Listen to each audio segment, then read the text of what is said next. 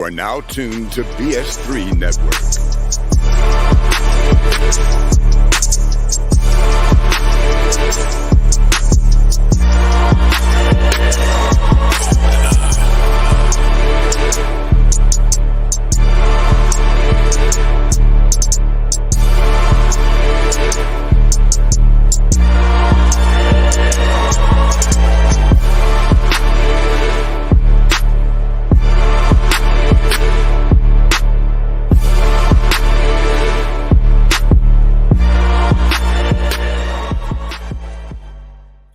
Welcome back to another episode of The Forecast. It is the 3cast tonight.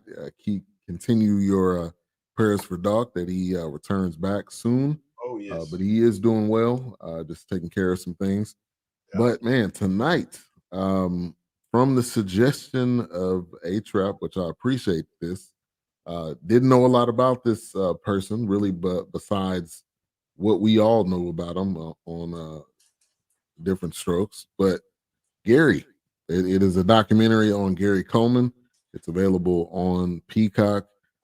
I would definitely say watch it. It is not a happy ending. Obviously, we know that he passed, but from about minute 15 on, it was not happy.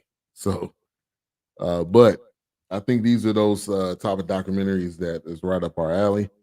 But before we get into it, Wilkes, how you doing? I'm doing pretty good.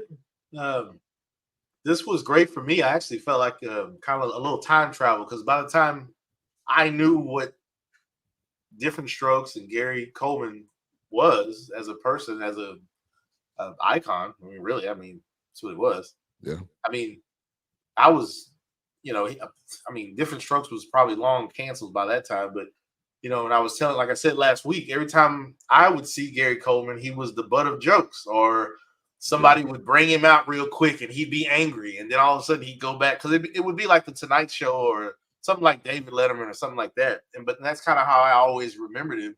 And then he had a few like cameos on different shows. He'd pop up. So I didn't really know a lot about it, but I enjoyed this and I'm doing good tonight. Got some Call of Duty in all week. So got some Call of Duty in on the weekend. Didn't do anything. Hung up some solar lights, and that was about it. That's what's up, man. Hey, that downtime, man, is a blessing, man. Sunday, I really wasn't doing anything. Did some cleaning up, but watched some Lovecraft Country. Nice. A-Trap put my feet to the fire, and I've been watching it. So definitely been enjoying that. But yeah, man, this is definitely one of those. It kind of reminds me of Unsung. Where, the beginning of it is like, yeah, man, we was killing it. We was doing everything. And then it was like, yeah, but we didn't know we signed a contract and the money is gone. And it's like falls off a cliff almost every time. Yeah. But it was good to get some history on them. But A-Trap, how you doing? Give me some initial thoughts. The initial thoughts was, it took me down memory lane. Yeah. This is a guy that I grew up with, and ironic, he is from Robbins, Illinois, right up the southwest suburb of Chicago. Yeah. And it was surreal, and it was awful, man. It was a horrible, this was an excellently done documentary, but a horrible life that he lived. And it lets you know that just because you see someone on television or they have some type of fame or notoriety, you should just be glad you are who you are. Right. Yeah. Right. Yeah.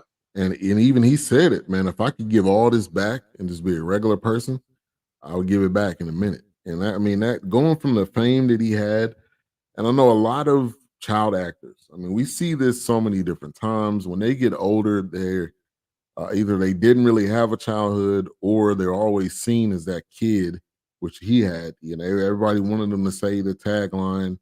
Everybody, any movies he was in when he was older, they wanted him to say it. So it's almost like you're tied to who you were as a kid, but you're an adult. And obviously he wasn't tall, so he still had the stature of kind of a kid. So people still treated him like a kid. So it's got to be, hell to be like everybody's favorite, and then when you get older, they just kind of throw you away, which that is the industry. When we look at a lot of these child actors. But yeah, it's on Peacock. It really talks about the beginning of his life, all the way up until the end. It did spend more time kind of on the obviously the death part of it and his ex-wife, and so that was probably 30 minutes, the last 30 minutes of it. What's up, Blue Streak? Thank you for tuning in, man. Your hair is matching the color of the show tonight. We appreciate you for coming through. But yeah, so talk about that A-Trap. He was in. So where is Zion? As they were saying, Zion, Illinois. So how far is that from? Zion is the southwest suburbs. It's about 22 miles away from where I am right now. It is Duncanville. Okay. Yeah. It's Duncanville. It's Lancaster. Is that? Yeah. So you right outside of Chicago. You trip and fall, you back in Chicago. Like you in Lancaster, you in Duncanville. You trip and fall, you right back in Dallas. So it's one of those situations too. But that's this is clearly one of those situations to whereas people build you up so they can tear you down, or you're so high, and if you don't have a stable foundation, right, or a reliable foundation, as you see throughout this, you will fall, and you will fall hard. And this was probably the saddest documentary I've ever seen in my life. Yeah. I may have to agree with you on that. Yeah, because like I said, once again, it just seemed like he had fallen from this grace or this pedestal or whatever. And because nobody, he just like, man, I just want to be normal. Mm-hmm. It's like y'all trying to pull me in all these different directions. You're already skimming money off me, stealing money, Right. And I got health issues. And, when I heard he had passed, I was just like, man, the only thing I could think about was, man, all that crap he had went through. Because those interviews they were showing, I remember those on Entertainment Tonight. I remember watching those and just kind of like, wow, man. And how they always tried to play him as the angry guy. He wasn't, he's only upset and frustrated because you keep pushing me. Mm-hmm. He's not like that. But you push me into this corner. Now I have to become this thing. And then when I try to retreat, like when he walked off that segment. And she's like, oh, no, come back. No, but you kept poking at him. Right. What do you mean? He's up here telling you to stop and you still going with it. It's just like, come on, man. And no, I'm not going to keep saying what you're talking about, Willis. Stop. Right, exactly. I'm 30 years old. Like, come on. Yeah. Yeah, it definitely was a time machine for me because, by the time I was old enough to know Diff'rent Strokes, it was long probably off the show. It got canceled season 6 in '86. So by that time, it was reruns. But, I have to say, I don't think I really watched any movies of Gary Coleman. It's always just been if he showed up on a sitcom randomly, if he had a cameo or something, or like I said, a Tonight Show or something like that, David Letterman, Jay Leno, some kind of thing. Yeah. For me, it was reruns. By the time I was watching Diff'rent Strokes, it was reruns. I don't remember because the show, obviously, I was 4, when it got canceled. So, I do have this feeling of it. It was one of those things where I was like, man, I wonder how this went over with some people. And of course, they talked about how like some people just was not with it. Because I'm just like, oh, we got the black man. We got the white guy with the black kids, and then got the white daughter and the maid. It's like, it was just one of those things where I was like, Yeah, I think people always want to, people not going to agree with everything. All those shows kind of during that time, you could add some type of disagreement with that one. Obviously, with the dad, like his friend and co-host was basically saying like the dad was the savior. So the white savior coming in to save the kids, and I'm gonna give you better than you ever had. I'm gonna give you everything. So But you were doing that time, A-Trap. So what was your household thinking I of was, that? I was What were you also a watching? child at that time as well, so I really wasn't in tune to that. But to Diff'rent Strokes' credit, what they did was had a black family swoop in and attempt to take him away from them. They did. And that's I when remember that. because they used to call their parents Mama and Papa, and that's why they called Mr. Drummond Dad. Yeah, it's like you'll never be able to face Mom and Papa, but you'll be Dad, and it was like that's lame. Even as a little boy, I was like, lame, but it was like, first of all, it's 1980 something. We ain't calling our parents Mom and Papa. Mom and Pop, yeah. You like call your mother Mom or Pop, Papa. No.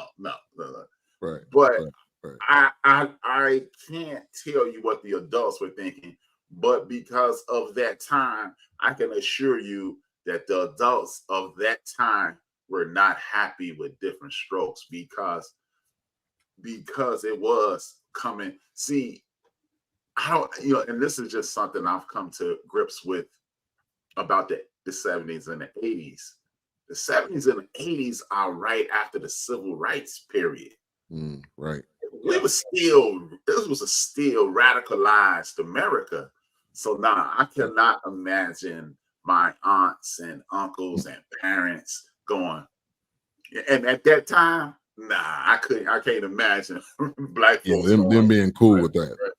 Oh, the white man, the save us. I mean, we fresh off afros, man, and dashikis, and brothers and sisters changing their names. And you go into the 80s and you got a white man swoop in a limousine, takes the kids, and that did not go well. But again, just to show you how naive and ignorant young people are, that was, I think, Friday night, early Friday night, if I'm not mistaken. No, Diff'rent Strokes came on Saturday. So the night before, you had a nation of black kids watching an orange car drive around the South with a Confederate flag on the top. And I remember this one incident. But you upset about Diff'rent Strokes. Right. We got irony. We got Bo and Luke over here. I remember one time, I'll never forget it. And as y'all were talking, I was thinking about when y'all said it. I was thinking about this one time we were living at 1442 on Cedric Street. And I remember the TV was right next to the kitchen. The living room was right next to the kitchen. And I remember it was a Friday night. I was watching the Dukes of Hazzard. And I remember my mother looking at me like, "What the hell are you watching?" I was like, "Dukes of Hazzard." It's a cool time. And she didn't say anything, but I remember feeling a chill from her, like running around here with the General Elite. What the heck?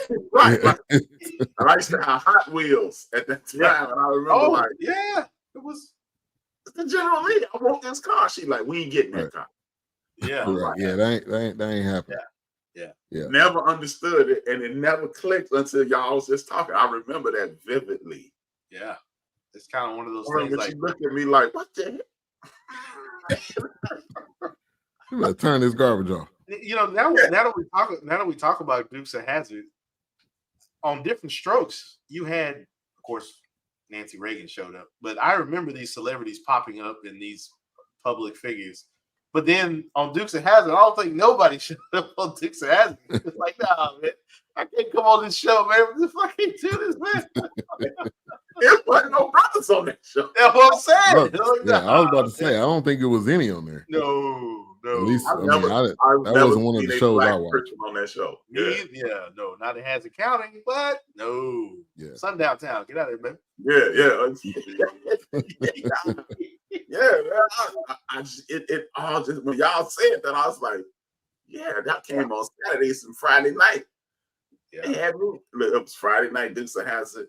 And when that came on, you turned NBC and watched Knight Rider. Yeah. That's right.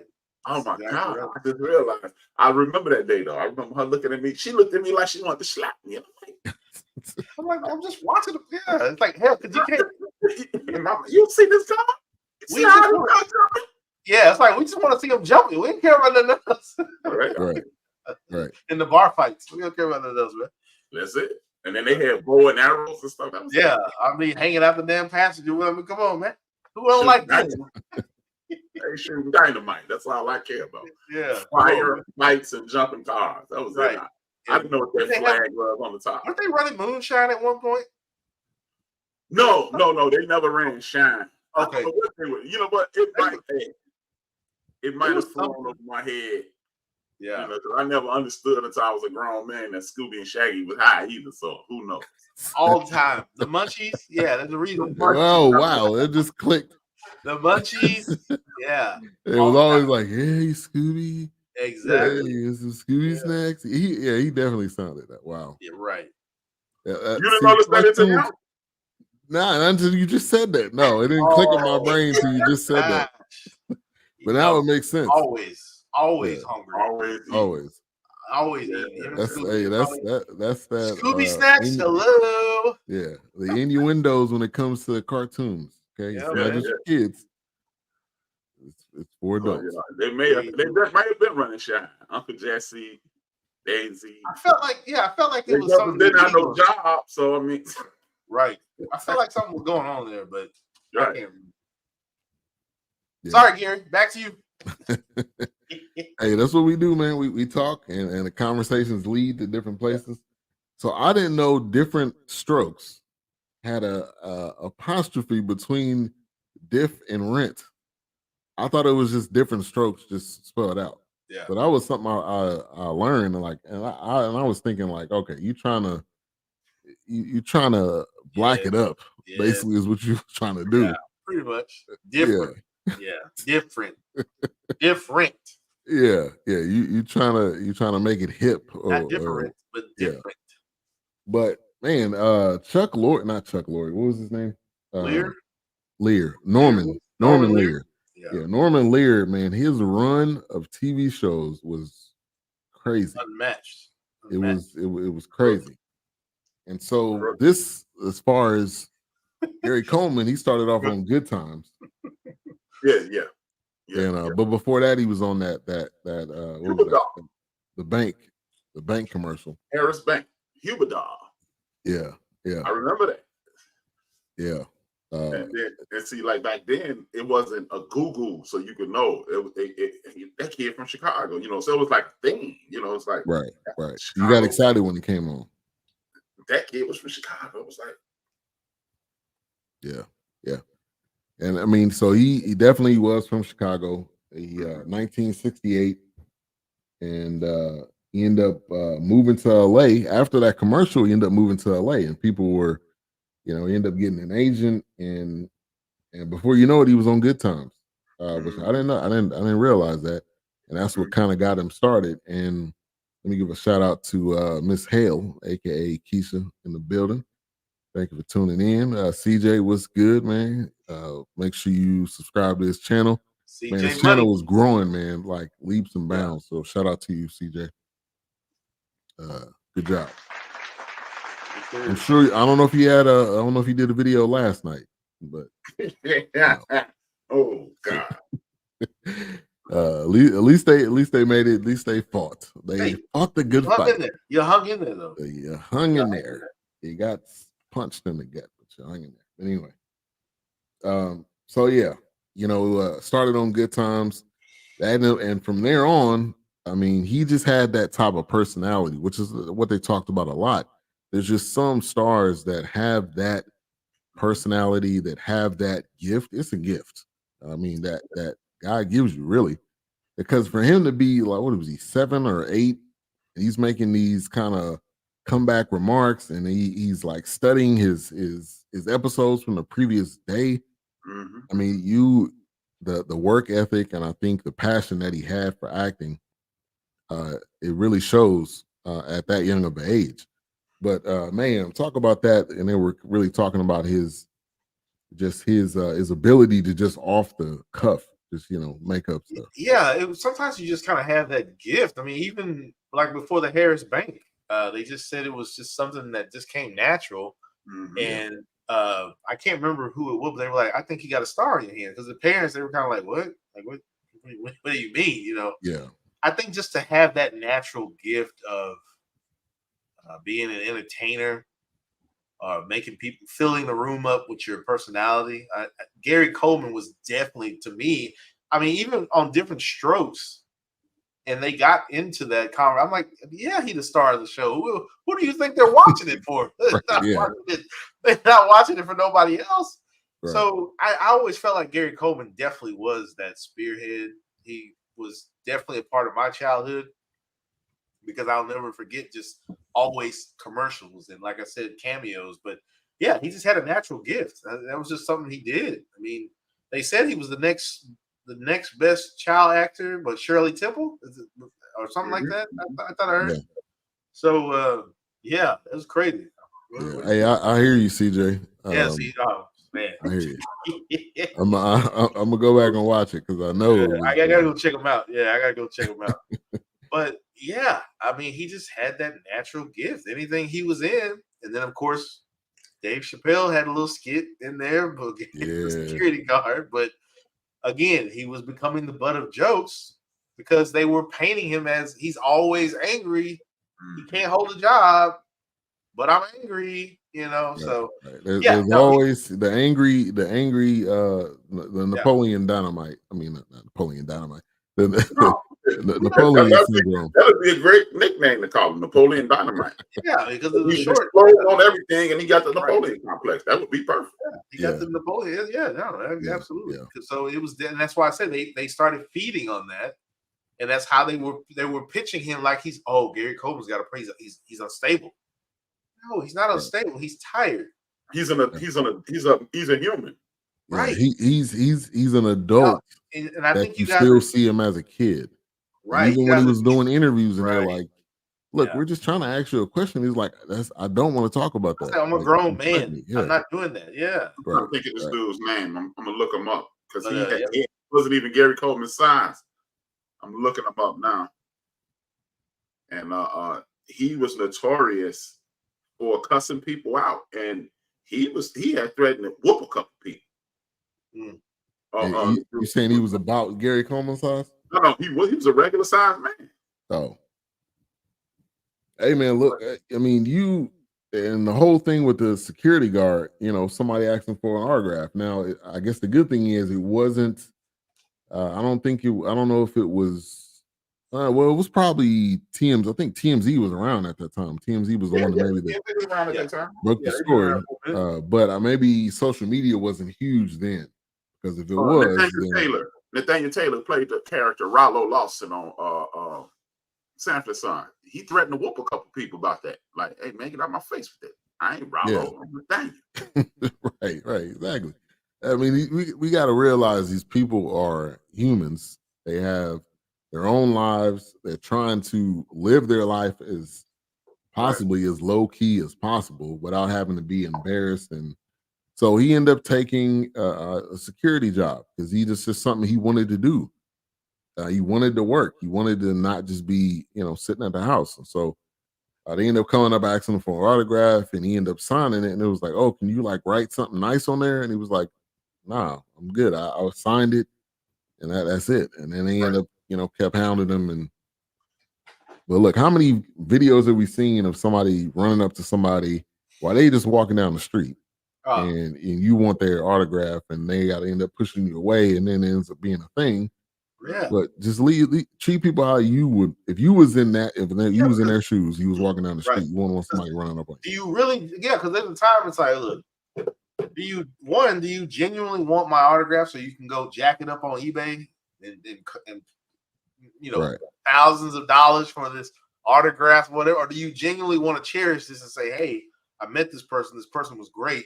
They're awesome. This is memorabilia I want to keep. But you also, it's like, hey, I'm not signing autographs today because I think whatever your motive is, and this might be just me.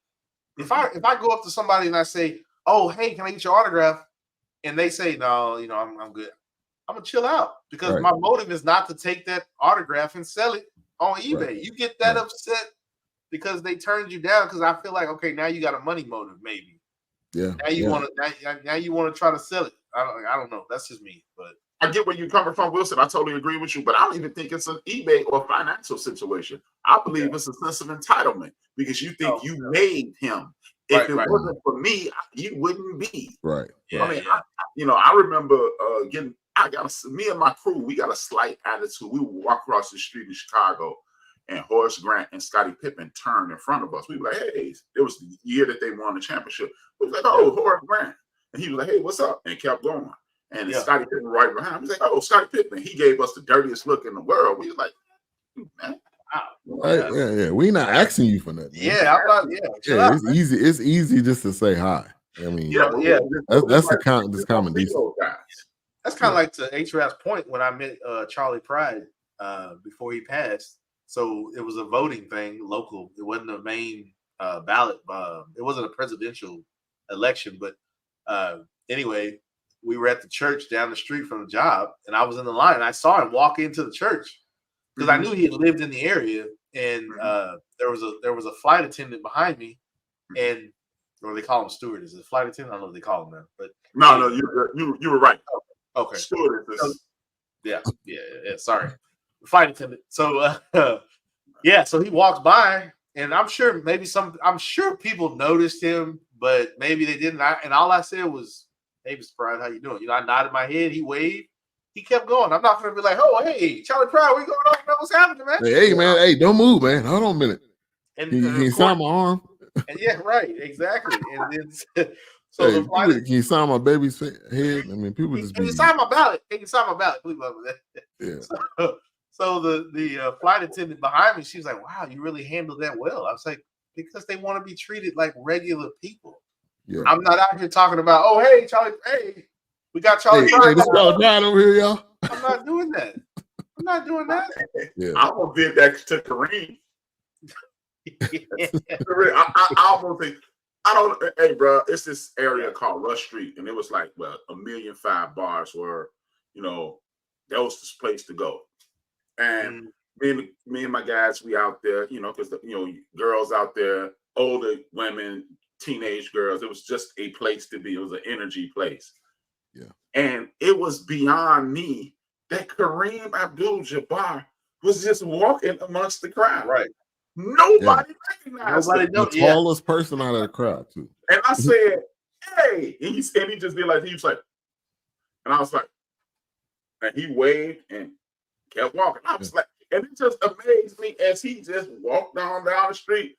Nobody said, I'm like, I'm the only dude that didn't recognize him. It's like a tower walking around. Right. You don't see this man. Nobody said anything. Was he frequently like in Chicago? That's one and only time I've ever seen Kareem Abdul-Jabbar in my life. And it was a ton of celebrities around there. If you saw a celebrity, hey, there you go, and people go, oh, there goes such and such. And Kareem was just casually walking down the street. And we like, we in our mode. And I said, and I was like, hey, and he said, and I said, and I nodded at him. He nodded back, and he kept walking down the street. All good. I think sometimes he walked into the dark. You ready for this? This is no lie. This sounds like a lie. On Elm Street. Wow. No joke. On Elm Street. Crazy. It's State and Rush merge into one street, and then it's Division Street, and the side streets are the Division, Elm. And he walked onto the dark on Elm Street. And my guy, I said, did y'all see Kareem? He was like, where? I said, you see that silhouette down there? He was like, yeah. I said, that's Kareem, man. So when you didn't say nothing, I said, he asked me not to. He's like, don't say nothing. Yeah. But how do people not notice Kareem? Right, I know. He is nobody his height. I guarantee you in that entire area. It was like he was walking through a kindergarten class. Right, exactly. Walking through a kindergarten he's class. walking amongst kids. Yeah. Great. Yeah. And I think a lot of times it's a time and place for everything. Now, if they are like getting out of their car and they like, all right, I'm signing autographs, that's cool. Or if you had a game and they, you throw them your jersey, they sign it, they throw it back. There's always a time and place. But I think we just get so enamored with people, like to CJ's point, We all got 24 hours. Celebrities eat and the same way we do. Exactly. I think we put these people on pedestals, and I think they did that to Gary Coleman. And then when they have a mistake or a human moment, it's like, oh, you trash now. You not we don't respect you anymore, and all this kind of stuff. So, but see this said now if I see LeBron, it all goes out the window. I'm asking for autograph. Hey, CJ, at this time, Kareem was LeBron. Well, he wasn't LeBron. He was at the end of his career. But CJ, let me see, who was Kareem at that point? You would be like LeBron to a 16-year-old now. Yeah. You know who he is, but it's like, okay, that's LeBron. Or in 2 years when LeBron retires, because it was the year after he retired. So imagine retired LeBron, because Kareem, CJ don't realize it, but hey, CJ, at one point, Kareem was LeBron. Yeah. He was my era of LeBron and Dr. J. Kareem. So it's like LeBron and Kobe. Yeah. And he would be, it's like, what the hell? So you walking in like, who don't see this man? Like, what? He's 7 feet tall. Right. Everybody was like right here. Yeah. I believe it. And I was like, because initially, I'm like, look at this guy. Look at this comment right here. I said, that's a tall joker, man. He said, "As Gary Coleman ever came back from a 3-1 lead?"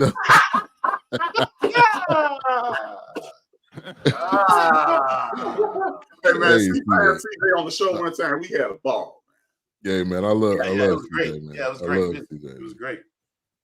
But man. So he ends up moving to LA. Diff'rent Strokes starts, and I mean, it was off. From there. I mean, let me add one thing.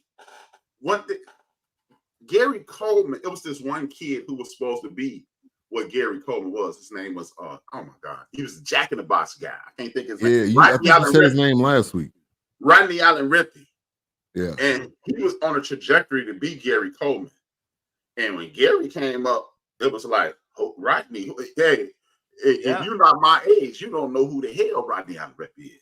I just looked him up right now. I never heard of his name until last week. Yeah, he holding a hamburger. Yeah, like, get this dude. No, like, Rodney who? Yeah. That's why I said they said he was the next biggest kid star. I mean, and after and that's a long gap. They said after Shirley Temple. So that's a man. I don't know. I can only imagine how many years that was. Yeah, that's a long gap. You talking about from the 30s, 40s to the 70s? That's a long gap, man. 40 years. 40 and years. Kids. Ron Howard, the kids from the Partridge Family, the Brady Bunch kids, Little Rascal kids probably was in that time too. Leave It to Beaver. I mean, Leave It to Beaver. And none of them. Time period. Hey, I ain't never seen no Stymie documentary. No. I never seen no documentary. Yeah, it gonna be none of that. Yeah, it could be none of that. But like you said, you had a lot of kids. You had a lot of kids along the way. That's a big gap, man. Eddie Munster, right? I mean, but he had the perfect. The kids from the Adams Family. I mean, damn. Oh yeah. I mean, he had kind of the whole package. He was like, anybody that seen him, his face was recognizable. Yeah. I mean, but women wanted to pinch his cheeks. I mean, hell, even his haircut felt like they wanted to play with him. On point, man. But the part. I'm like, this dude, come on, man. It was on point. This dude was looking good. I was up with that big joint in my head. You can't see no pictures of me with that goof. No. That part was deep. That was it. Black Didn't the maintenance man from Good Times, then he had that same look. Bookman. It was a lot of cats running around here with that paw. Shannon Sharp just got rid of it. So Oh yeah, he did have it too. Yeah, he had. Yeah, shit. My uncle still rocking two of them on the side. What you talking about, man? Two joints on the side. That was hot. He in the 70s. He rocking them both. Just got rid of his. When Mike Robert got rid of his. So, Hey man, hey, the '90s was, man, that was the era of the ducktail and They the started parting up parts the and middle, and I was like, I don't know about that. yeah. LJ, man, LJ, hey, that came from South Dallas, man. Yeah. Parting Larry up the middle. Johnson. That part up the middle, that's South Dallas, man. Yeah. Yeah. That's what I said. Oh, hey, hold on. Quick side story. They were playing this clip on the radio. So when he did that Grandmama commercial, originally it was supposed to be Larry Bird and I think it was Dr. J. Magic Johnson. Magic, yeah. And they were basically he was supposed to be laying on like a hospital bed, and they were supposed to be coming up to him, and they were like, "Yeah, we made this thing, and it's part me and part you." But and I was supposed to be what the commercial was going to be, but then it just never happened. One of them said they didn't want to do it. So, yeah, that's what he said. One of them said they didn't want to do it. Yeah. and he said Larry loved me. Rock with. Yeah. And that was a funny, but he was like, "Yeah, Larry loved me." So he put two and two together. But yeah, quick side note. But yeah, Gary Johnson took over the world for about 5 minutes. He don't hurt his back. Yeah, he did. It's a different situation. That 6 feet, and I don't know if that's 6 feet because LJ was that deal. Yeah, man. Yeah. And Sean Kemp was the same way. Sean Kemp took over for a minute. No, but I think LJ had it, man. LJ was different. Yeah. He what was that? Probably like a 4 or 5 year run. Yeah, about 5-year run. Then he hurt his back because it had to be about 5 years because he signed a second deal and became the highest paid player in NBA history. He was making more. Think about it like this: LJ was so dope. He was making more money than Jordan at one point. Wow. I'm talking about his paycheck. His paycheck was bigger than Mike, not making more money.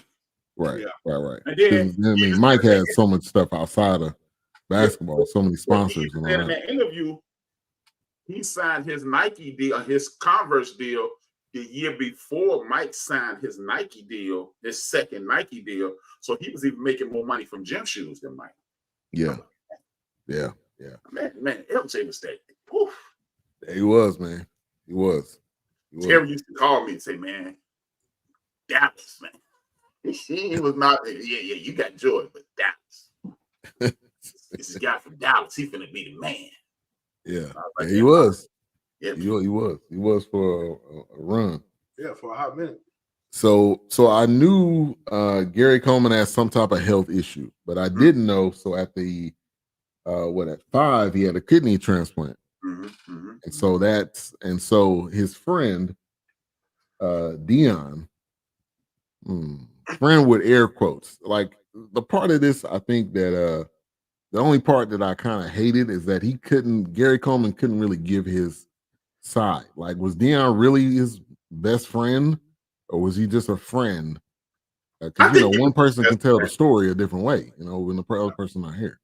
Like, how does he have so much leeway? Yeah. I think Dion had. I think we questioned. Let's just go ahead address the elephant in the room. I think we questioned Dion because we assumed that Dion was a homosexual. Part of it. I really. Yeah. Because Dion, think about it, man. Dion didn't say any disparaging things about Gary. He lifted him up. Yeah. And so I don't. If Dion was Craig, I don't think we'd be questioning him. I'm just saying, man. Yeah. Tyrone. I honestly didn't know what to think of Dion. Because I've never heard of him or seen him. That's the part where I'm like, I've never seen this dude before. So I didn't know. Honestly, I would have thought of anybody. Todd Bridges would have been more of, but I guess not. They just had a working career. They weren't. Right, they had a working relationship. Yeah, I would have thought Todd Bridges would have been a little bit more. That's who we're going to for the interview, but not really. I mean, the dude has some backstories. They went on a trip. He was like, "Look, man, you need to take a break." Yeah. He called him when he was about to commit suicide. Yeah. I mean, so like they had a. I think he was a good friend. I think when you start to mix friendship with, okay, now you're gonna be my manager. I wonder if it kind of went left at that point, because at one point when he moved, or it seemed like they weren't even in contact anymore. So I don't know, maybe distance kind of just broke their relationship, but I don't know. I don't know. I don't question anything Deion said because once he got, as we'll get along, once he got away from the entities that were negative, Gary didn't have any more problems. Gary only had problems with people who were in close proximity to him. As you watch this documentary, Deion and that witch-looking older white lady. Yeah. Were the only two people that were close to him that didn't seem like they cared. Yeah, they actually. That's what I said. That's what I'm saying, man. I don't want to project onto you guys, but I think people. But I'm on Twitter a lot, so we were talking about this, and people had the same kind of questioning Deion, and I even said they was like, "Damn, maybe." I think if Deion was Tyrone, he was like, he was hard. You got a dude sitting there with a voila, comb to the side, and he look a little prissy. And it's just, I think our natural inclination is to question. It pulls up a question. He looked like Michael Jackson, and Michael Jackson didn't. He looked like Stony Jackson. No, that's a real person. That's a real person. Oh, okay. I thought you said. Do yourself a favor. Google Stony Jackson. You'll be like Stony Jackson. All right, Stony Jackson. He looked like. If you ever watch 227, remember the dude who looked like Michael Jackson on 227? Yeah, Jerry Curl. Yeah. Oh, yeah. Wow. Yeah. You're right about that. Did he have an earring too? That's funny. I'm not even that much older than y'all, and I said Stony Jackson, gosh. and that was almost a joke. Hold on, I'm about to put this photo up, man. He used to wear jeans and boots, and then he was Jerry Curl. Yeah, we know Stony Jackson. Oh my God! I'm about to y'all got to be out here looking old as all outdoors, man. It looked like Eric LaSalle, cousin.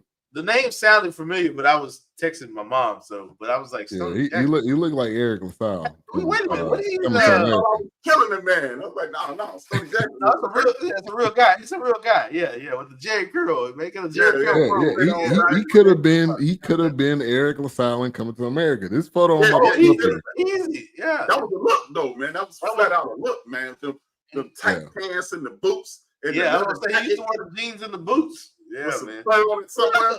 Was he a limo? He was a limo driver on the show, wasn't he? Yeah, he was a limo driver. Yeah.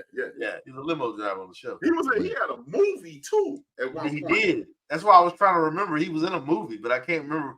Like, wasn't he a bouncer or something like that in the movie or something? I felt like he was in a club or. He was in a club because I can remember the song "I Can Dream About You." Yeah. Did y'all hear that? He had like an earring in his ear. No. Did you hear what I said? Oh, I heard you. What'd you say? See, being missed it. He missed it. Man had bars over here. I had a song from a movie in my head, Jack. You did. He missed it. I heard that part. Was that Streets of Fire? I think that might have been it, man. He was in something where he was like a bad guy. That's what I'm. No, it was like a bootleg Sparkle or some type of deal. But I remember that song. I can dream without. See, I think that was. I'm telling you, you gotta look him up on IMDb. See what he was in IMDb. Yeah, Stony Jackson was in that movie, man. Yeah, and I remember that song being super duper hot. Man. That song was huge. Yeah, that song was in a couple of movies. I know it was in I think it was Streets of Fire. I know it was in that one. I think that might be it. It might be Streets of Fire. I think that's Streets of Fire. Tony Jackson, man. I was like, I remember that song. Yeah. I'm telling you, Stony Jackson, man. Anytime I think about that song, because that was his one shining moment. That was his. Man, here he is right here. Yeah, buddy. I'm trying to pull it up. That's it. Oh man! Nobody said he got the look. Man, hey, I'm Eric LaSalle, man. Before Eric LaSalle, man, don't play with me. Yes, that was the look. Streets of Fire. Yeah, Streets of Fire. Well, I think it's Streets of Fire. That song was huge in Streets of Fire. Yeah, it was almost like a futuristic kind of.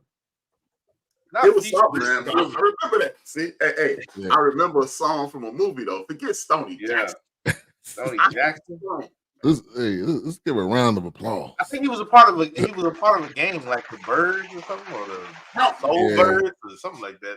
I think that's what it was. It was kind of like a it was like the Warriors kind of thing. Like they had like gangs and it was.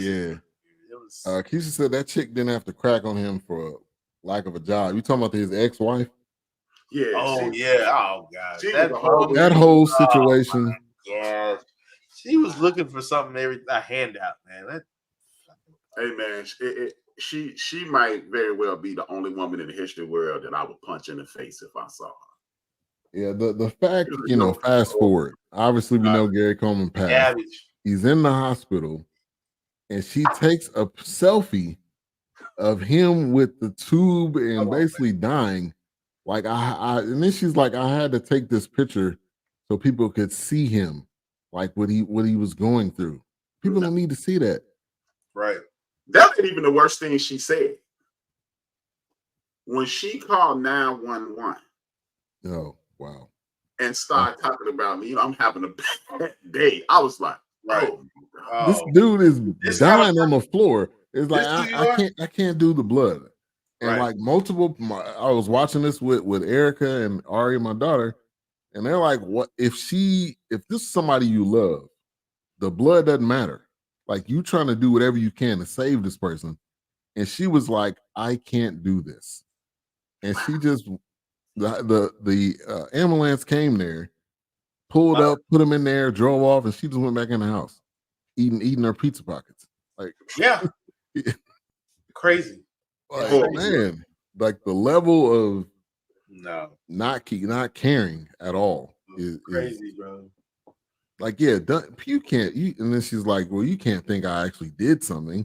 Can't think I actually did this. Yeah, we can, because it don't add up. This was like a Dateline episode. Like my boy Dion said, he ain't had that far to fall, man. He wasn't that damn tall. All his blood come from, man.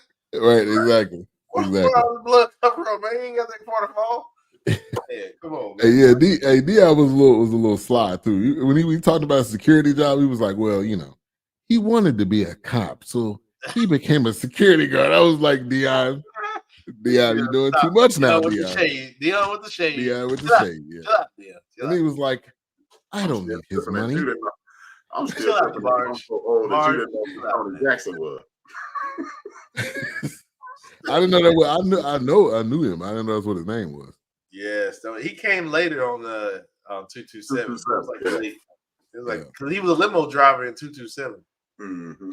Yeah, he lived in the apartments. Yeah, he lived in the apartment. That was what's her name? We reviewed a bunch of stuff she's been in. Was it Jackie? Who was Jackie? Regina King. Regina King, yeah, Regina King. That was her. That was the first thing I ever seen her in. Yeah, her and Jackie. That's the first thing. Yeah. And I felt like she kind of disappeared because it was just like when 227 went off. Maybe I just wasn't keeping up with her, but I felt like she just kind of like reemerged. And was she in Enemy of the State? Well, the next thing I saw him was Boys in the Hood. Oh yes, duh, Boys in the Hood. I forgot about Boys in the Hood. Yeah, how can I forget about Ricky? Yeah, Boys in the Hood. Man. Ricky. Yeah, I can't forget about all that. Ricky had to do was run a zigzag, man. Run a curl route. Bullets don't go straight, man. Sorry, R.I.P. man. Yeah, like R.I.P. man. R.I.P. Ricky. Never got that scholarship. Yeah, sorry about that. Well, no, she didn't disappear because Boys in the Hood came out in 91. And that's why I said I don't know how I forgot about it because Enemy of the State was like 99. So I don't know what she. Oh, but then she was in the show. Show Me the Money. What was that movie? Yeah, Jerry Maguire. Jerry Maguire. Yeah. So she never fell off because she went from that to Boys in the Hood to Jerry Maguire to Enemy of the State, and I'm quite sure if we looked it up, she'd be all over. Oh yeah, she's And then she got into directing and producing. Mm-hmm. Yeah, right.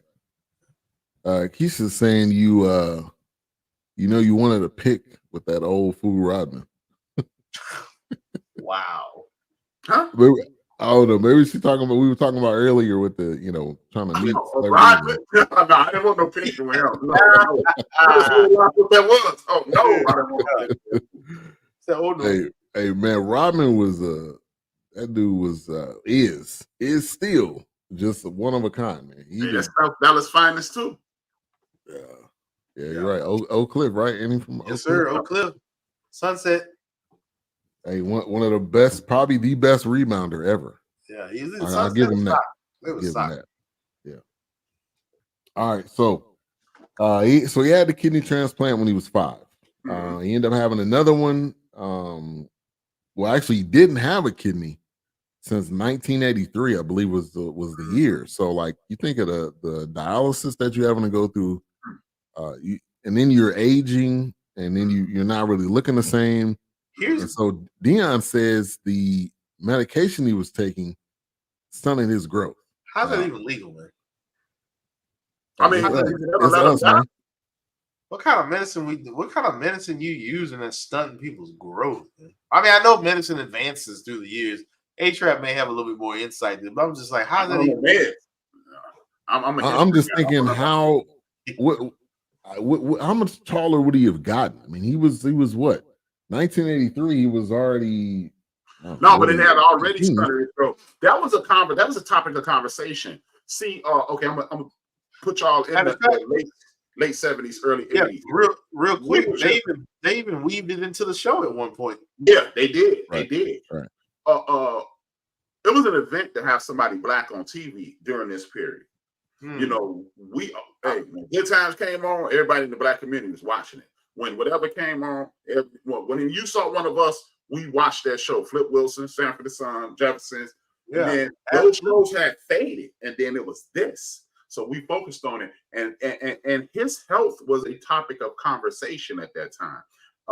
At that time, I was that's 41 years ago, so I was in Miss Adams' class, and Miss Adams, a short person also. She wasn't as short as Gary Coleman, but she used to come when the story broke about his health. She would come to school sad. This is my 8th grade teacher, because Gary was our guy. He was think about it, man. What are black people on TV but Gary? Gary, Todd was in and out. They brought in Janet. Diff'rent Strokes was gone. Gary Coleman at one point was the only black person on TV. Think about this. And then his height was a topic. People were scared he was going to die. So and he had a kidney transplant. And I just thought of this as y'all were talking. Think about this, man. It ain't funny, but it's funny. It's funny, but it's funny, like ironic. When we first started seeing Gary was lighter than Wilkes, or at least Wilkes' complexion. 3 years later, he darker than me and you, Ben. Look. The same time, Michael Jackson going in the other direction. Yeah. Right. Yeah. I could definitely see the concern. And you seeing like this cute kid and he's not growing. Yeah. So like what's the issue? Like what is it that's causing him not to grow? So I mean, but that's wild, man, to not have a kidney for the majority of your life. No kidney 06, at all. 06. That's crazy. Yeah, 06. Yeah, it's crazy. Yeah.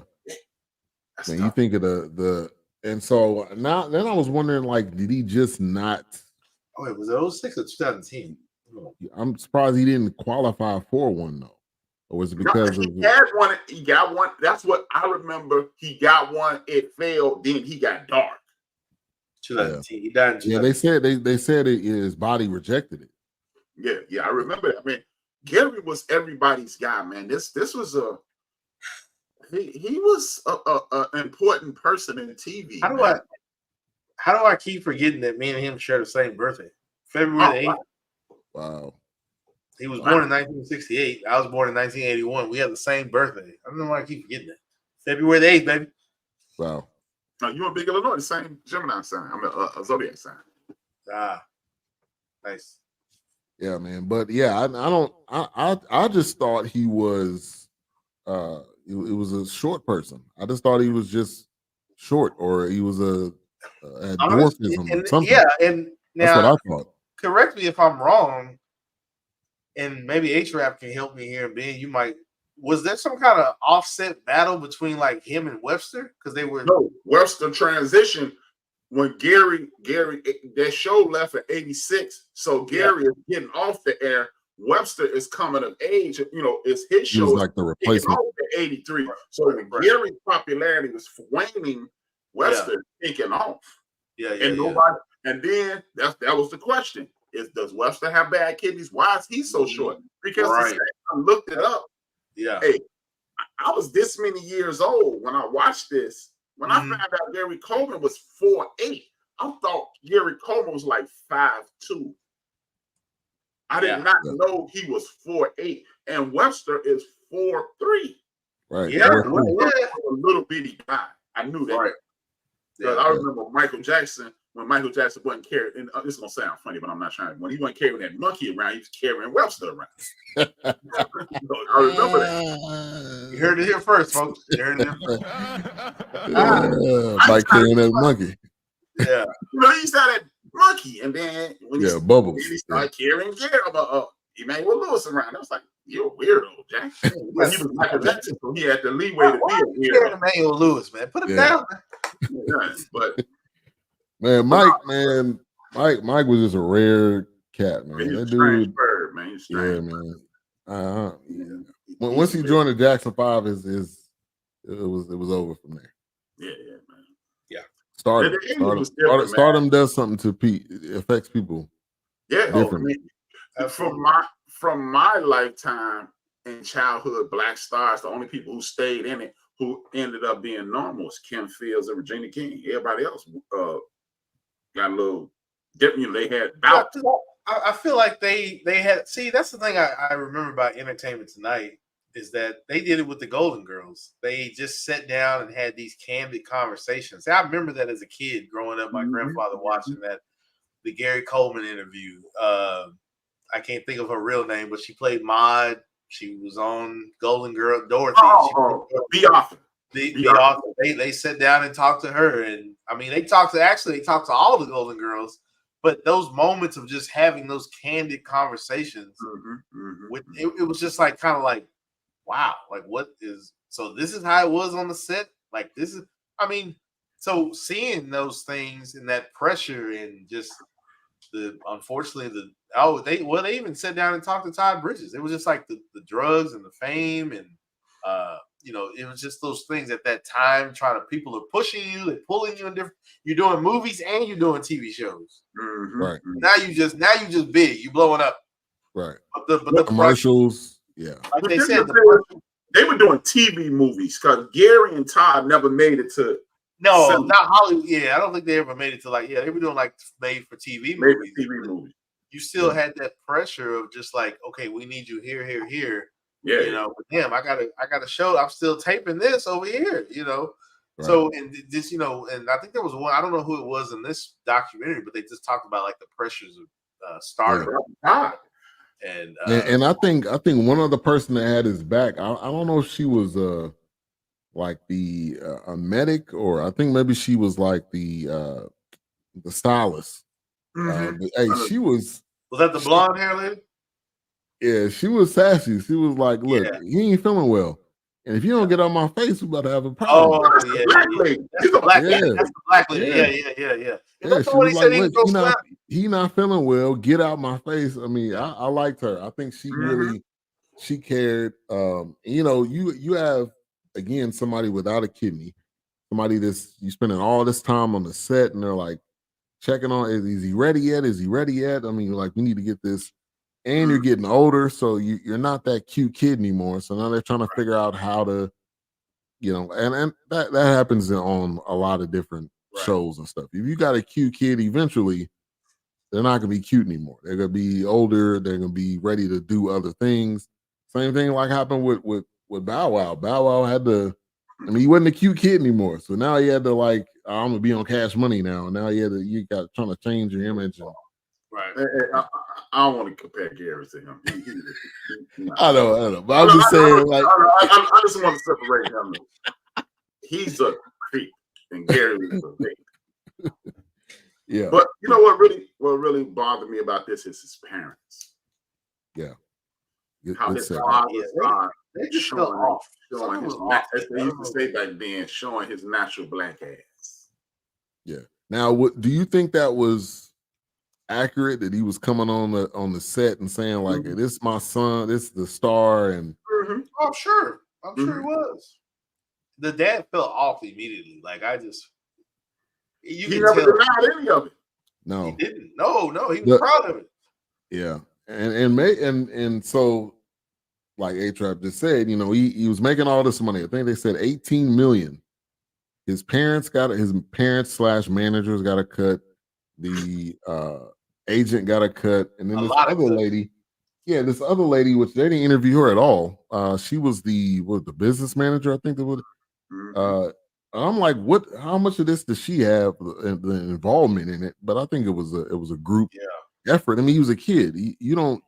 We'll just tell you what you have. We'll give you what you need, and if when you become older, you're like, okay, just I'm straight. I don't need this. go ahead and give me the bag, put it in my account. Let's move on. And now it becomes like an issue, which is a similar thing that ended up happening with Britney Spears, the whole conservatorship and deciding, are you able to handle money? And that was a part of it too, with the mom saying like, well, you know, he's got these health issues. He may not be able to handle. I mean, like, you know, the sad thing about this, man, this is why when people talk about law and legal and right and wrong, this will let you know that America in general, or celebrity in general, is a morally bankrupt industry, simply because the thing that happened to Gary Coleman happened 2 generations before. The original guy to play Uncle Fester, the exact same thing happened to him without health issues, and they set up laws so this wouldn't happen. And here we are 2 generations later, and Uncle Fester, Gary Coleman, is the new Uncle Fester. So that you're saying the laws was set up based on him? The way Uncle Fester got raped, they set up provisions so you wouldn't become an adult and be broke. And Gary Coleman's management and parents circumvented those laws, and Gary Coleman is probably dead because of it. Yeah. And so they were supposed to set money aside in an account for him when he got of age that he would have control over it. But they were taking money out of that account, putting it into their own account. No, they were buying investment properties, and they all failed. So like come on. They ain't investing. Come on, think about it. No, I ain't trying to hear that investment property thing, man. Because one thing, they blew the money regardless. Yeah, they blew the money because they showed you those 1 or 2 investment properties. But think about it, man. They showed us a couple strip malls, and I know that could have just been for vision purposes. You could buy a strip mall in 2024 for $200 or $300 grand today. So how much did it cost 35 years ago? 35 years ago, But y'all ain't blew $18 million on a whole bunch of strip malls. Otherwise, Gary Coleman is a land merchant, and he's still rich. Right? Because where is this because where is this money at? 18 million? No, man. Yeah. You talking about $18 million in the 80s. $18 million, you living like a king today. Oh gosh. Yeah. No. So basically, he had what they said. He had half of that. So he was supposed to have like 9. Because remember, they used that pie, and he they showed the chart, that pie chart. Yeah, you're right. He should have had half. Yeah, he should have had $9 million to live off of, which is about $234,000 a year. Let me do the math. $234,000, 9 million on $234,000, $9 million dollars over a 30-year period. 9 million divided by 30. 300. I was wrong by $6,000. $300,000. That was why did I need a calculator to divide 9 by 30? What a dumb. But he's about $3 million a year. I mean, $300,000 a year. He still would have been cool. They beat that man. They killed that dude. Yeah, of course. Yeah. They, like I said, they saw him. First of all, he was already uninterested in continuing being that star. So now it's like we just gonna poach you and just get your money. You don't want to do what we want you to do. Now we're just gonna take. Yeah. And so he ends up Diff'rent Strokes is over. He ends up going on a vacation. But seems like he never took a vacation. I will say though, that Diff'rent Stroke jacket is fire. Yeah. That jacket iconic. That's iconic. That jacket was hot. I was like, oh, how can I get it? I need one. That's hot. That jacket was too hot. And hey, Dion had it. Dion had it just at the house. That jacket too hot. It's too fresh. I was Yeah. like, oh, that's hot. That's nice right there. And I'm assuming his parents aren't together because obviously they weren't interviewed together. I think they together, man. Why would they be? They split that. They still sitting on the paper, baby. He on the I'm other saying, side. what- Of the house. what- They on the it other should've- side of the house. But I said they should have sat on the couch together then. Why you got two different places? So they probably didn't have them sitting together so they could tell the same lie. Right. Exactly. Oh, well, these are horrible people, and they didn't seem to even have any remorse. You They would think didn't. Gary was adopted. Right. Thank you. Because I was like, okay, why are they acting like they found him in a basket somewhere? Like, what is Man, happening? no, man. Yeah. These End are up horrible. going to court and didn't say anything different. Didn't Nope, look at that's what him. I'm They saying. sit on separate sides. Yeah. But they split up. They got that 9 million. Easy. And ran off. Take But, the hey, dog, take the and- money and run. Like at the end of the day, I think the moral of the story is fame is not always what it appears to be. And even he wanted out. Like one of the biggest stars at that time was like, I'm done. I want out. Yeah. And I would still say Gary Coleman is a top 500 star ever. oh yeah, I I agree think with that. so. Absolutely. with that. Like I said, I mean, just watching this for me, like I said, it was a time machine because I remember, of course they were reruns, but I remember him on Good Times. I remember Diff'rent Strokes conquering TV in that time. I mean, Diff'rent Strokes was it. Like, oh, Diff'rent Strokes, and we gotta see what Arnold what they getting into. Arnold Jackson, I didn't know what he getting into. Right. I mean, and then you roll into the 90s, and like I said, he started becoming this Character. this character. It's like, Right. oh, you're watching a TV show. I mean, or you're watching a TV show, and all of a sudden Gary Coleman is the damn doorman or something. You know, I'm like, Yeah, they showed him on Fresh Prince. yeah, Married with remember Children. Jordan? Married with Children is what I'm saying. I feel like there was an episode where I felt like he came back as kind of like one of those. Well, it's almost your time to go. How can we make you comfortable? What is that? Like he was playing death in like one of those shows like that. Like it's kind of like you try to go to heaven or you going to hell. So but Yeah. he just So- became this punching bag of Right. People. People were just looking for ways to make fun of him. And then that Chappelle, I mean, I ain't gonna lie, it was funny, but that broke him. Like that was, you keep seeing the same stuff over and over again, different comedians, like your confidence is shot. And so look, from 1987 to 2010, he was in Homeboys in Outer Space, he was in the Jamie Foxx show, Oh, I'm Drew telling you, Carey show. he just started because he was still an icon. People wanted Gary. Oh, who just sits up here and thinks, man, Gary Coleman would be great for this. But you know what? I was thinking about this after what remember we did the Dick Gregory documentary. Mm-hmm. Yeah. I personally believe now we saying that I didn't even cross my mind while I was watching. I bet you Gary Coleman was making those appearances because he was sick. And remember, Dick Gregory said he didn't even have any medical insurance until somebody made him put him on a TV show. And then he was part of the Screen Actors Guild, and that got him insurance. Maybe Gary was just making those appearances, basically reducing himself to be made fun of so he could keep medical insurance. Yeah. Maybe. Yeah, because like I said, it became a running joke. I mean, it was the thing to play on his grumpiness. Mm-hmm. That became a thing. Grumpy old man is what it. Yeah, it was the thing to. I mean, anytime he would appear on something, he's grumpy or he's feisty or he mouthy. So it was that was how they were portraying him and everything. Which I think it may have, even in his mind, he may even succumb to it and say, you know what, look, this is who I am now. This is who I am. I'm gonna ride this thing out. And then it was a caricature of who he was in all these shows. Remember, Good Times, he was a little smart alecky kid. Exactly. When he was on Good Times, he was a little smart alecky kid. So then they just extrapolated it into the rest of his life. Yeah. Because it makes me think about, maybe he just accepted it. Again, as we talking, it's bringing all these memories back of TV shows. And I remember when Eddie Murphy was on Saturday Night Live, Ron Howard made an appearance, and he called him Opie Cunningham. He's like, little Opie Cunningham, man. I can't believe in you. He's like, man, I'm Ron Howard. He said, no, man, you Opie Cunningham. You Opie Cunningham, man. Maybe, man. So maybe it was that. I don't know, man. Hey, what's up, Golden? Thank you for tuning in. Appreciate you.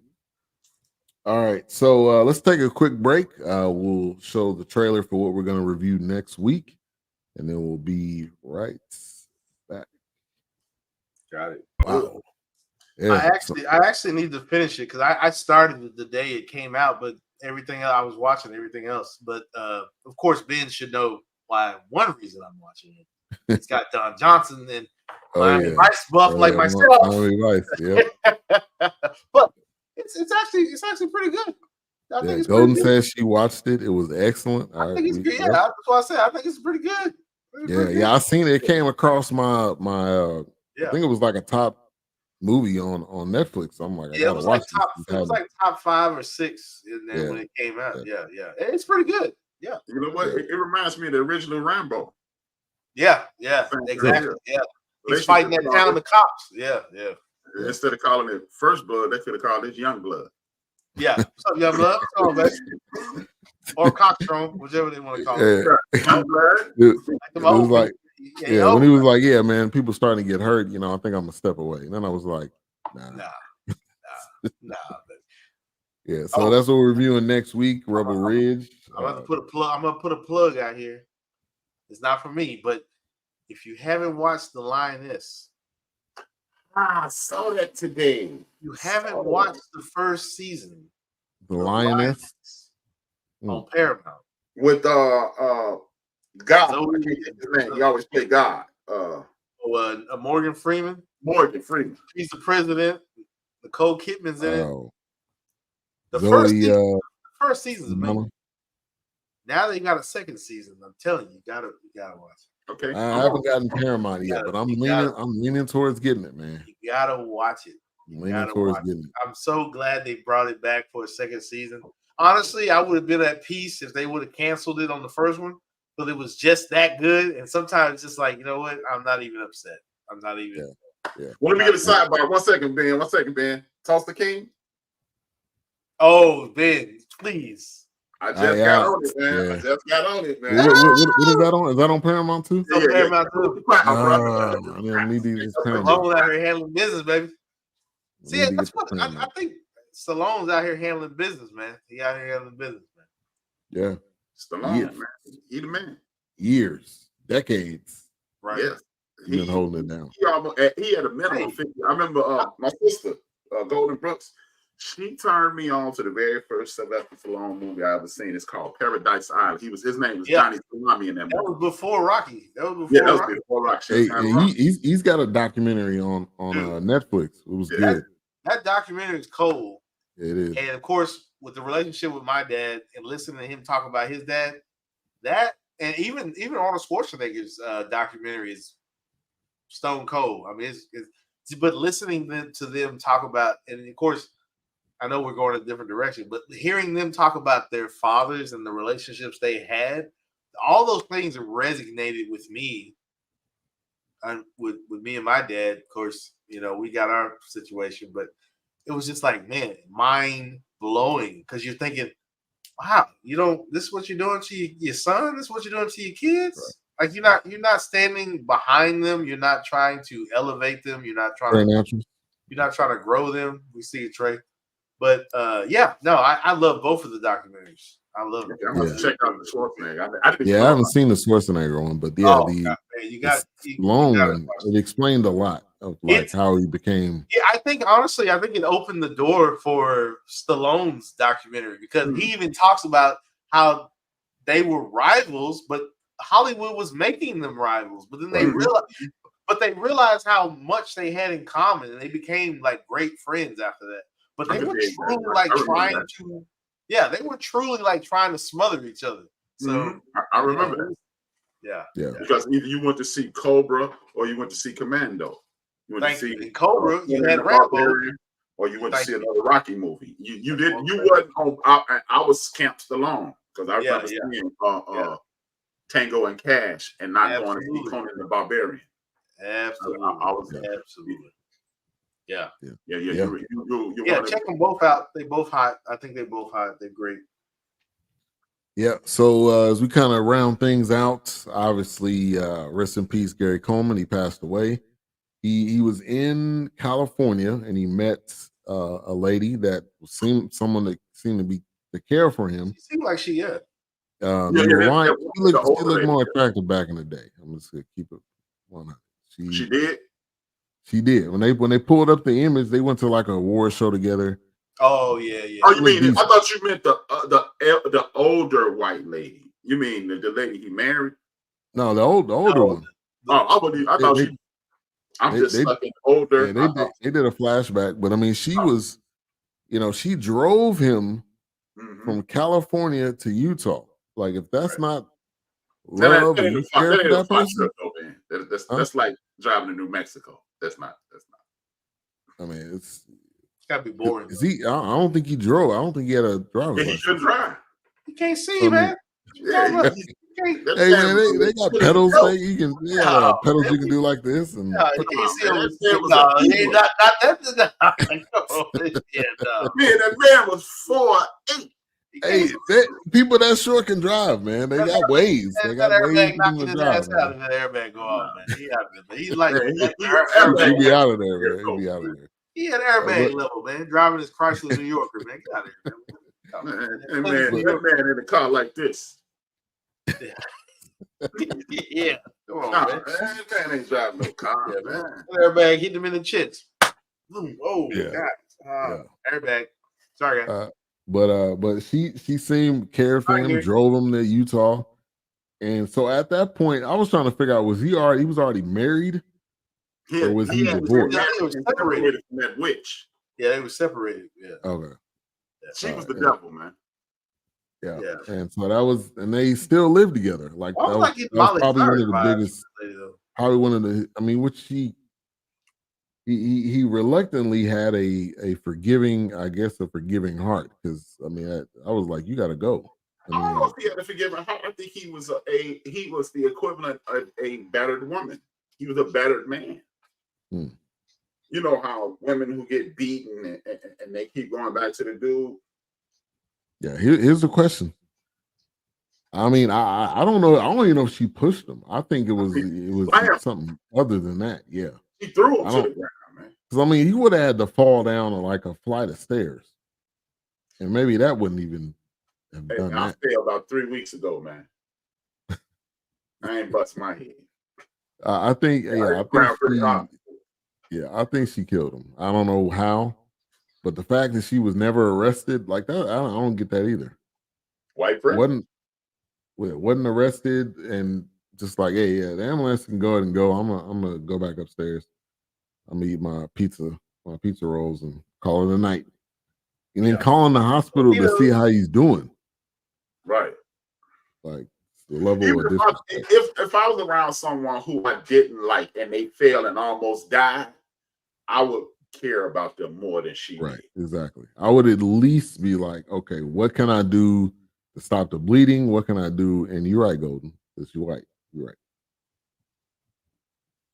Yeah. So, he ends up going to the hospital. I mean, pretty quickly, they're like, he's not gonna make it.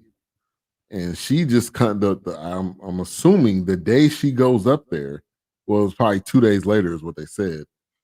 She's like, yeah, just go ahead and pull it. And like his family wasn't there. I mean, I know him and his parents didn't have a good relationship. And they even revealed that you want the parents to be there. And didn't they even reveal that he wanted like a few? What was it? It said something he said, give him 2 weeks. Even 2 weeks. Yeah, give me 2 weeks. She was like, nah. Now she must have been his power of attorney. I don't know what you call that. The person that can make his wife. They had just to be legally separated. Yeah, because I mean the fact that she was the first person they went to. Yeah. She said, "I don't want to get blood on me." Yeah, I mean, like people don't like dealing with. It's like with your kids. You don't like. Nobody likes dealing with throw up. But if your kid throws up, you gotta probably end up cleaning it up because I mean it's your kid. I mean you can do what you got to do for your kid. I got a better one. Everybody in here who's a parent, that had a situation where that baby then pooped all up his back. Yeah. Right. Blowout. Yeah. Right. If You your like, parents, we you done wiped dirty. all off it, all over Right. his body. Like, how did you get this much poop in that little body? But Right. you cleaned it off. So Right. Yeah. Yeah. And we talked about it earlier. She ended up taking a photo of him. I mean, really on his deathbed and sold it. I mean, they're like, yeah, they were thinking. Dion was like, yeah, she probably sold it. Yeah, how else would it get in the magazine? Like, she sold it. Yeah, it's no like I think she sold Of it. course. Like, what better way can She you knew. capitalize on him dying? She knew exactly what she was doing. Sell it to the highest bidder. She knew it. Yeah. I mean, and so at the end of the day, man, this was just a sad situation, man. It was not a happy ending. It It's was still not living in even, the it house wasn't on a the corner. peaceful, but I mean, he's at rest. I mean, if that's I think that's the solace we could have is that he's not paying pain anymore. He's not in shame anymore, you know. Can't So use me. right. Can't use him anymore. yeah, man, that's this. Like I said, this was the worst story I've ever seen in my life. And ironically, think about it, man. He looked like Why Do Fools Fall in Love. I can't think his name. Why do fools fall in love? Frankie Lyman? Frankie Lyman. He looks like Frankie Lyman. I'd have to look that up. A picture of Frankie Lyman. He looks just like Gary Coleman. It's been a while since I've seen Frankie Lyman. Because I remember when I watched that movie and when it went off, they showed the actual picture. I was like, man, he looked like Gary Coleman. He does a little bit. He does. Yeah. The hair and the cheeks. Yeah, he looked like a bigger. Yeah. And Frankie Lyman was a little bitty dude. Just imagine somebody saying Frankie Lyman looked like a big old Gary Coleman, like a big Gary Coleman. You a big somebody? Yeah. But I mean, it was let's get to some final thoughts. Mike rating.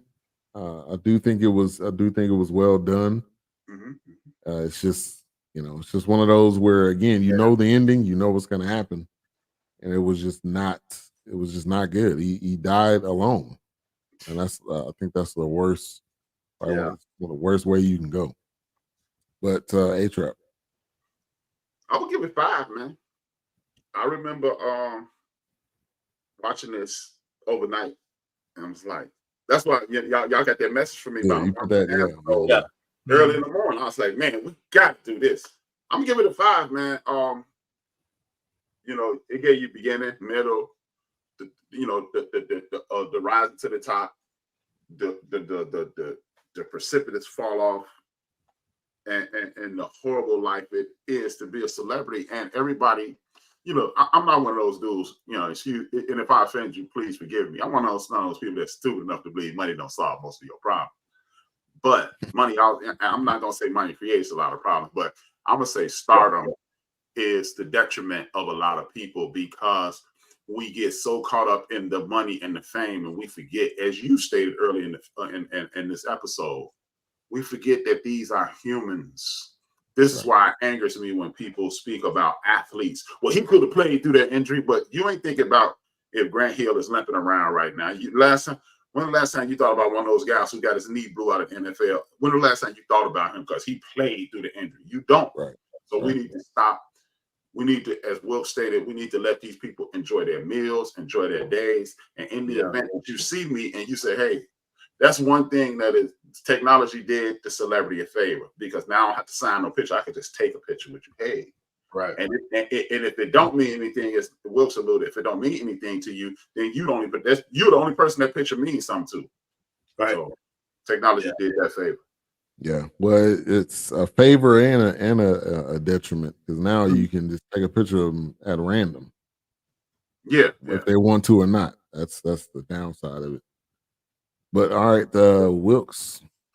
Yeah, I have to give it a 5. I like that it stayed Gary Coleman. It didn't go into Ty Bridges. It didn't go into Mr. Whoever the guy that played Mr. Drummond. It didn't go into McBain.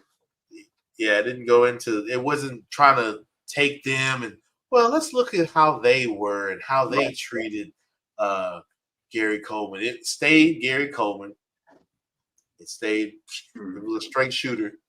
And I really enjoyed it. I like how it was done. And again, I've said it before, it was like a time machine for me to a point, because I remember those ET interviews. I remember, like I said, popping up on shows because they started kind of like, he realized that, okay, look, y'all not just gonna let me be.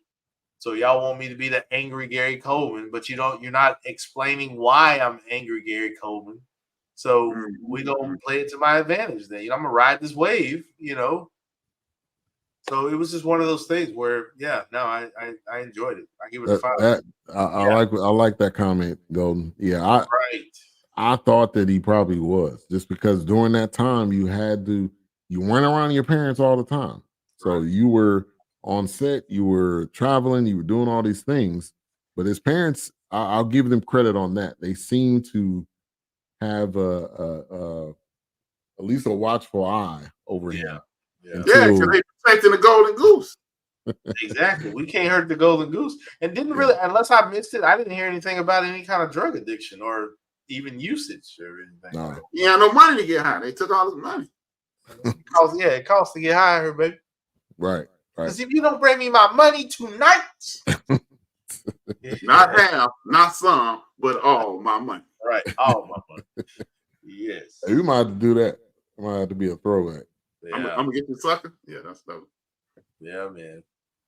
But I'm gonna go ahead and give it a 5 too. I mean, I think you got to separate the ending, how sad it was, from the quality. It was well done. It was a high quality documentary, and I agree with you, Wilkes. I think that's a good point. It talked about Gary Coleman and not diving off into other people's stories and how were their upbringing and how was Dion's upbringing and all that. Yeah. And they kept it, straight and to the point, and gave you the good, bad, and the ugly. Right. And the ironic thing is his parents are still alive and he's gone.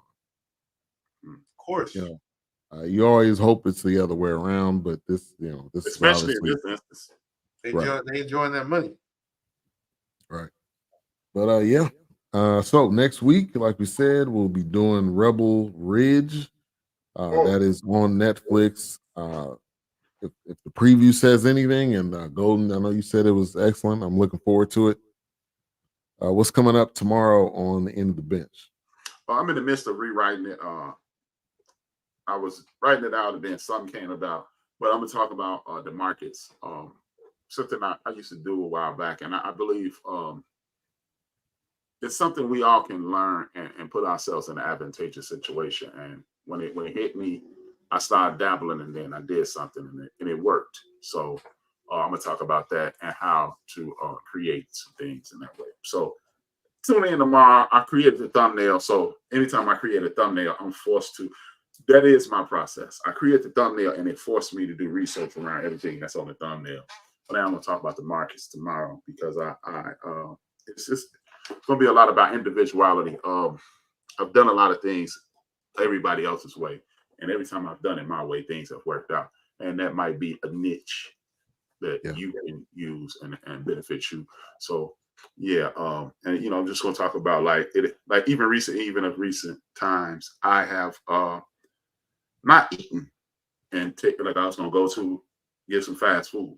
Took that money and put it into the market, and it paid off. It paid off today, to be exact. I was gonna spend $13, and I said nah. And I'm gonna give some people some tips to go, and it's this one I'm looking for. That's what I'm looking for in my notes right now. Give me 2 seconds. I'm going to these notes that I have, and I want people to just scroll through this web. Now I got it. And this website, man, I lost it. Give me 2 seconds. It's this. I want people to look into this. I don't know. My job just called me. No, I'm not coming in tonight. I'm tired. No. That's what it was calling about. Right. They sent this. They're not calling to see how you doing. Hey, what's going on? How you feel? Hey, man, you doing all right? Yeah, it's this thing called Senator Tracker, and I had lost a lot of my old notes, which made me dig up some stuff in my old notes. And I'm gonna give people this thing called Senator Tracker, and it allows you to watch people in the Senate and see what they invest in. And I'm gonna take you back to 2017 when COVID, 2019 COVID hit? Yeah, the end of 19. End of 19, end of 20. So when you look at the end of 19, end of 20, in mid 20, if you'd have been looking at Senator Tracker, if I've been looking at Senator Tracker, I would be worth $45-50 million right now. Right. Because what happened was the Senate put money behind what's the boner pill people? Pfizer. Oh, and Pfizer had the best what's the name for COVID. Yeah, because Pfizer, and then there was the other one, Johnson. Johnson, and there's another, but they put the money behind those three companies. You'd put $1,000 in at that point, you worth $25-30 million today. So I'm gonna talk to people about that. How I'm gonna talk about that. I'm gonna talk about investment clubs. I've offered investment clubs to friends, and they didn't take advantage of it. So I am, like I said, it's a slow grind. Like today, I did $13. I made 29. What I made, 1 second, I'll tell you exactly what I made. 29. It's just one of those things where you 29.56. It's 29.56. So I'm gonna tell people what to look for and things, how to get around those things, so you can make your life a lot easier. And let me tell these people. Let me tell my job. Yeah. Appreciate you, Golden. No problem. You here? You made it. Man, but definitely take care. Have a good night. Have a good night. So probably will be a replay, Queen Three King, and hopefully we'll get Doc back soon. But definitely continue praying for him. And we'll be back next week. A-Trap, I'm gonna close this out. Yeah, man. Thank you for tuning in. It's always good to see you guys every Monday. This is therapy for me. I love doing this with you guys. It's a lot of fun having conversations about movies. So thank the people now. Thank the people who are going to watch, who are currently watching, who are about to watch. As y'all know, it's the end of the month. So y'all know I ain't got no money. And if you owe yourself, I ain't got it. And if you need it, get it from God. So tune in tomorrow and I'll tell you how to make something. I'll make sure y'all make $29 in one day. Facts. Him upstairs. Right now. Peace.